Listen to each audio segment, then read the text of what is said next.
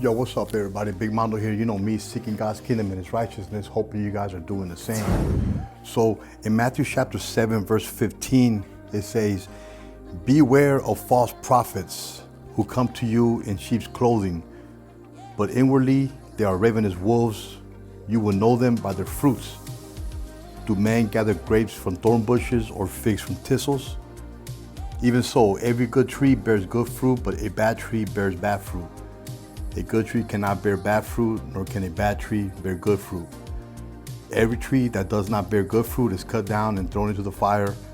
Therefore, by their fruits you will know them." So today, in these last days, what does this mean? What kind of fruit should we be looking for as far as to distinguish the false prophets and those that are truly God's servants?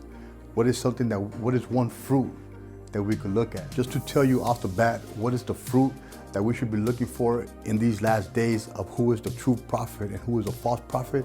Is everlasting life. Today, in these last days, the true prophets, the true servants of God, have put on the full armor of God, which means they have immortality.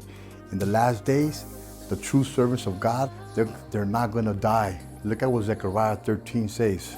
"It shall be in that day, says the Lord of hosts, that I will cut off the names of the idols from the land, and they shall no longer be remembered. I will also cause the prophets and the unclean spirit to depart from the land. It shall come to pass that if anyone still prophesies, then his father and mother who begot him will say to him, 'You shall not live, because you have spoken lies in the name of the Lord.' And his father and mother who begot him shall trust him through when he prophesies. And it shall be in that day that every prophet will be ashamed of his vision when he prophesies. They will not wear a robe of coarse hair or to deceive. But he will say, 'I am no prophet, I am a farmer, for a man taught me to keep cattle from my youth.' And one will say to him, 'What are these wounds between your arms?' Then he will answer, 'Those with which I was wounded in the house of my friends.'" So this is a fruit that we're going to start seeing today, that the true servants of God are going to put on immortality.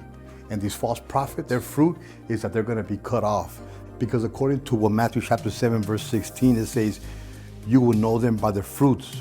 Do men gather grapes from thorn bushes or figs from thistles?" So you see, these false prophets are still on the cursed ground. For the Son of Man went out to sow seeds. Some fell on the wayside, they trample on it, the demons devour it. These are the ones that claim to be Jews, the synagogue of Satan, the ones that are on the stones and the thorns, where they don't have any deep things of God. They're basically teaching the scriptures by precepts of men, a false fear of the Lord. But the Son of Man threw seeds out on the good ground. These seeds right here, they grow up to be strong trees with many branches, so the birds will come and make their nest. These are the ones that are planted by the Lord, trees of righteousness. They have put on immortality. So in these last days, we're gonna see a big gulf fix between these ones in the cursed ground, these false teachers, that eventually they're gonna be cut down. If you're still teaching false teachings, you're gonna be cut down. But these ones that are on the good ground, these are trees of righteousness. These are the ones that tell everybody to come to the living waters. You see, these ones on the good ground are these ones that have partook in the marriage banquet of the Lamb. They are supping the true words of God. Look at what John chapter 6 verse 48 says. "Most assuredly I say to you, he who believes in me has everlasting life. I am the bread of life. Your fathers ate the manna in the wilderness and are dead. This is the bread which comes down from heaven, that one may eat of it and not die. I am the living bread which came down from heaven. If anyone eats of this bread, he will live forever. And the bread that I shall give is my flesh, which I shall give for the life of the world."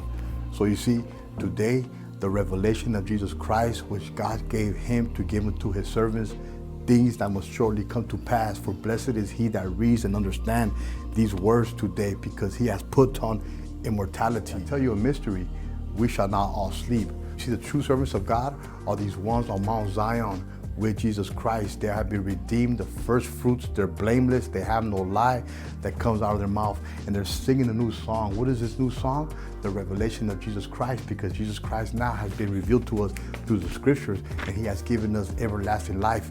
This is the fruit of the true servants of God, for they see his face and they have their names written on their forehead. You will know false prophets because they're eventually going to be cut down.